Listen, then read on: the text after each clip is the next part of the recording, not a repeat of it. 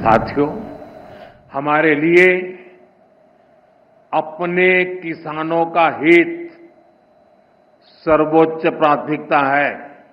भारत अपने किसानों के, पशुपालकों के और मछुआरे भाई बहनों के हितों के साथ कभी भी समझौता नहीं करेगा।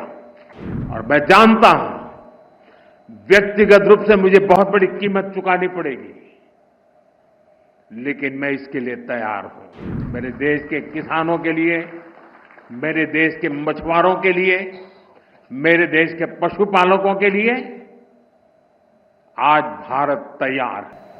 साथियों, हमारे लिए अपने किसानों का हित सर्वोच्च प्राथमिकता है। भारत अपने किसानों के, पशुपालकों के और मछुआरे भाई बहनों के हितों के साथ कभी भी समझौता नहीं करेगा।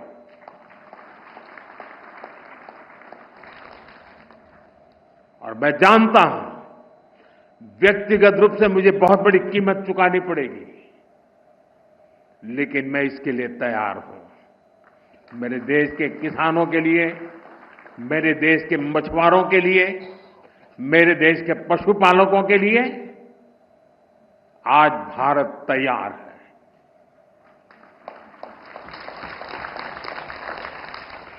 किसानों की आय बढ़ाना, खेती पर खर्च कम करना, आय के नए स्रोत बनाना, इन लक्ष्यों पर हम लगातार काम कर रहे हैं। साथियों, हमारी सरकार ने किसानों की ताकत को देश की प्रगति का आधार माना है। इसलिए बीते वर्षों में जो नीतियां बनी, उनमें सिर्फ मदद नहीं थी, किसानों में भरोसा बढ़ाने का प्रयास भी था। पीएम किसान सम्मान निधि से मिलने वाली सीधी सहायता ने छोटे किसानों को आत्मबल दिया है। पीएम फसल बीमा योजना ने किसानों को जोखिम से सुरक्षा दी है। सिंचाई से जुड़ी समस्याओं को पीएम कृषि सिंचाई योजना के माध्यम से दूर किया गया है। 10,000 एफपीओs के निर्माण ने छोटे किसानों की संगठित शक्ति बढ़ाई है।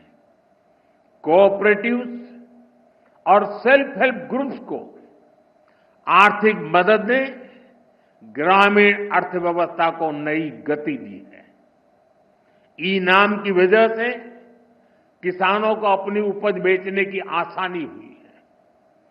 पीएम किसान संपदा योजना ने नई फूड प्रोसेसिंग यूनिट्स, भंडारण के अभियान को भी गति दी है। हाल ही में पीएम धन धान्य योजना को भी मंजूरी दी गई है। इसके तहत उन 100 डिस्ट्रिक्ट को चुना गया है जहां खेती पिछड़ी रही। यहां सुविधाएं पहुंचाकर, किसानों को आर्थिक मदद देकर खेती में नया भरोसा पैदा किया जा रहा है। साथियों, 21वीं सदी का भारत विकसित होने के लिए पूरी जी जान से जुटा है।